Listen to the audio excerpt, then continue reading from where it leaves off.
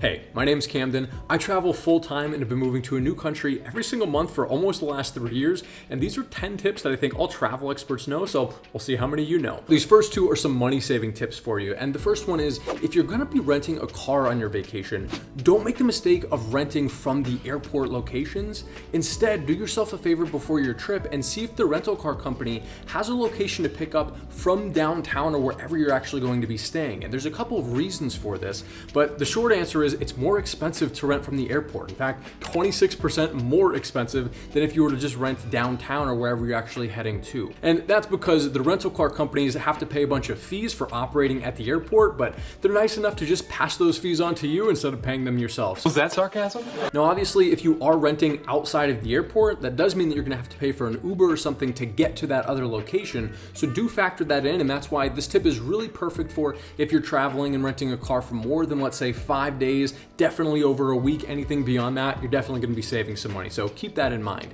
Speaking of Uber, this is the second tip, is Americans, we love to rely on Uber. It is a great app, it is convenient, and we all understand how it works. But when you're traveling abroad, make sure before your trip to look up what is the Uber alternative, if there are any, in the destination that I'm going. In Europe, that's often gonna be Bolt. If you're in Southeast Asia, that might be something like Grab or Gojek. But the point here is that every country has other competitors that are often much cheaper than Uber. They all work in the exact same way and they're just as quick to set up. And keep in mind that the savings can be pretty significant. I was in Cape Town last month and Bolt, which was the competitor to Uber there, was actually 50% cheaper getting me from the airport to my Airbnb compared to Uber. So it really can save you some money. The next tip is, if you're in one of those situations where your flight gets delayed or canceled, do not go and talk to the gate agents. They are lovely people. They are trying to do the best that they can, but unfortunately, they are restricted to work within their own airline policies, and that doesn't always mean that it's going to be the best thing for you. So an example here was, I was flying my mom out from Denver to come and visit in Cape Town last month, and she had a connection in New York. She got to the Denver airport and they said, sorry, this flight is delayed and you're not going to be able to make your connecting flight in New York. Instead, you're going to get to Cape Town in a couple of days. So I ended up getting a call with my mom telling me, oh my gosh, I'm going to be a couple days late. What do I do? And I said, hey,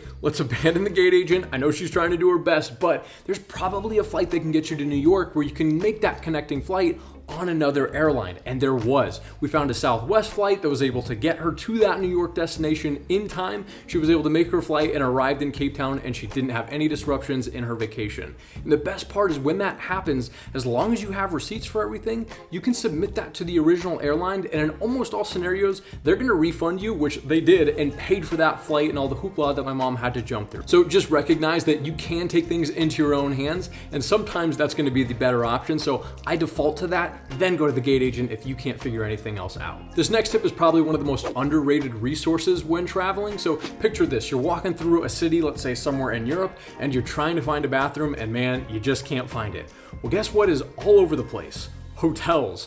Hotels are great resources, not just for bathrooms, because yes, they pretty much all have bathrooms in the lobby that if you walk through politely, they're not gonna mind if you use the bathroom real quick, but also they have concierge, which will help in a variety of different ways, right? If you're feeling unsafe, they'll be able to get you out of there and call public transportation to get you in a safer area. They almost all the time speak English. If you're looking for restaurant recommendations, they'll have those. If you're looking for an ATM, a hotel pretty much always has an ATM. Even if they don't have an ATM, they'll be able to direct you to the closest ATM that is safe to use. And if you're looking for a place to store your bags for a couple hours, most hotels won't mind taking a few dollars to store those for you, even if you're not staying at that hotel. So it's not a guaranteed thing, but it's worth a shot. They're there to help tourists, so they are ready for it, and they're great resources when you're on your trip. Speaking of the food thing, because the concierges can be great options to get food recommendations, but that's not actually how I get my food recommendations when abroad. Instead, what I do is I go to Reddit. Reddit is by far the best place to find what everybody likes to call those hidden gem restaurants. If you're using things like TripAdvisor or just Googling best food in Paris, you're gonna notice that you get the same list of places that everybody is mentioning, and they're totally fine, but a lot of the time those places are a little bit higher priced. They're catered to the tourists, which can be fine if that's what you're looking for, but that's not where the locals are gonna eat. Instead, Reddit is great because locals love to share all of their secrets there. You'll find a ton of forums where you're gonna have locals spilling all the tips on the best places to eat. That has been my bread and butter to finding good restaurants when traveling abroad. And if you're a foodie like me, I'm actually building a list of all of the best restaurants that I've tried all around the world at like different price points. It's not done yet. I don't know how I'm going to actually deliver it to you folks, but I do have a newsletter, and believe it or not, all the tips that we're going over, these are all tips from my newsletter. I send a weekly travel tip every single week, so you can sign up for that. I'll have a link in the description below, or you can sign up on this QR code if you want to scan that. But once I have that restaurant list done, I will send that out, tell you how you can get it. But this next tip is really important if you want to know how to best protect yourself from having like credit card numbers stolen when you're abroad, because that is not a fun situation to be in. And no, it's not just use cash. You could do that, but there's a more modern way. I've lived in over 30 countries at this point, and 99% of the places that I'm looking to make payments have accepted tap to pay, and it's more secure for a couple of reasons. One, if you have your phone, you have your wallet, so you can leave your wallet at home so you can't get pickpocketed. Even if somebody does take your phone, they still can't utilize the credit cards on it, because guess what? If I double click here, it's not going to actually let anybody pay until it scans my face, or your face in that case. And an extra layer beyond that is when you do hold this up to that card reader and they scan it, that card reader is not getting your regular credit card numbers. Instead, Apple and all the other companies that have this tap to pay method, they're giving a one-time code to that merchant, so it completely protects all of your numbers. So it really eliminates the risk of your credit cards getting stolen in any way, and it's by far the safest way to pay for things when abroad. So definitely an important one if you're looking to protect your money. We're gonna get to a tip that I had to learn the hard way in just a second, but first, two really quick tips. The first one is that if you're an American and you are going abroad and trying to figure out how to not get charged an arm and a leg by, let's say, Verizon, who loves to charge outrageous fees for your phone to work abroad, instead, just download WhatsApp. It's a free app and the rest of the world uses it, but it's not just for the texts and calls, which are all done on that application, but it's most important because most of the businesses, like restaurants, if you're looking to make a reservation, they all do that through WhatsApp. It's the preferred method of communication for most folks living outside of America because it's free and super accessible. One more quick tip before I jump into one of the biggest mistakes that I've ever made, and it's obviously you're going to need your passport and a bunch of other documents when you're traveling, right? But you're not going to want to carry those around when you're walking around the city, and I get that. So here's the workaround for that. Just take a picture of all the important documents that you're going to need. Your passport, maybe your hotel reservation, vaccine card, or anything else that you think might be important on your travels, and just save it in a separate folder on your Photos app.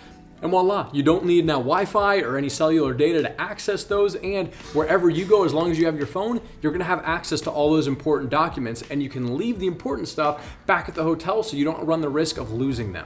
All right, let's talk about that biggest mistake that I made, because yeah, I had to learn this one the hard way. Completely my fault, just amateur hour over here, and right after this, I'm gonna talk about that gross tip, so prepare yourself. But anyways, I was in Bali and my visa was expiring, but everything was in order. I was supposed to go to Vietnam, I had flights, I had Airbnb, everything was booked and going according to plan. About a week before, I go to the Vietnam visa application website and it says this is gonna take 0 to 3 days to process. And I'm like, great, I'm doing this a full week ahead of time, we're in the clear. So I end up submitting my visa application on a Wednesday night. Well, turns out that Wednesday night was after their business hours, so Wednesday doesn't count. But here's where I made the real mistake. I never checked their national holiday calendar, so I didn't realize that Thursday and Friday were both national holidays. So they're not processing visas during those days, and they're not working on the weekend, which means I actually only have Monday and Tuesday, 2 days, because my flight is on that Wednesday night. So we have no choice. We're like, hey, our Bali visa is expiring. We've got to give this thing a shot. We got to go to the airport and leave Indonesia because we don't have a visa for here anymore. So we go to the airport and we're like, okay, this is a late afternoon flight. Maybe the visa will come in. Come on, we're crossing our fingers, doing the rain dance, everything that we possibly can. We are at the gate looking at our plane. The plane starts to pull back and our visas come through. And the worst part was there were no other flights to Vietnam that night and we still had to leave Bali. So, well, that's how you find yourself in Malaysia at 1 a.m. with nowhere to stay. And yeah, there's a whole story there. So if you want to avoid a situation like that, definitely make sure to check the national holiday calendar and read the fine print so you understand exactly when they're going to be processing those visas to make sure that you give yourself enough time. But this next tip is the really gross one. I'm sorry to have to give you this one, but I lived through this. Bed bugs?